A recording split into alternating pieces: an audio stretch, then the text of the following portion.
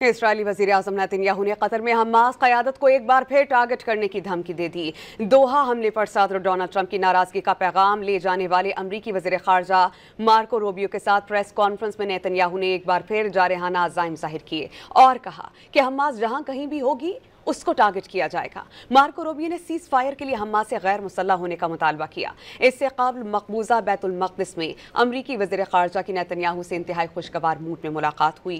Marco Rubio ने Netanyahu को गले भी लगाया।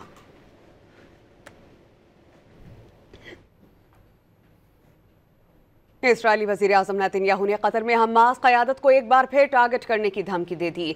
दोहा हमले पर सदर डोनाल्ड ट्रंप की नाराजगी का पैगाम ले जाने वाले अमरीकी वज़ीर ख़ारजा मार्को रूबियो के साथ प्रेस कॉन्फ्रेंस में नेतन्याहू ने एक बार फिर जारहाना अज़ाइम ज़ाहिर किए और कहा कि हमास जहां कहीं भी होगी उसको टारगेट किया जाएगा। मार्को रूबियो ने सीज फायर के लिए हमास से गैर मुसल्लह होने का मुतालबा किया। इससे कबल मकबूजा बैतुल मक़दिस में अमरीकी वज़ीर ख़ारजा की नेतन्याहू से इंतहाई खुशगवार मूड में मुलाकात हुई। मार्को रूबियो ने नेतन्याहू को गले भी लगाया।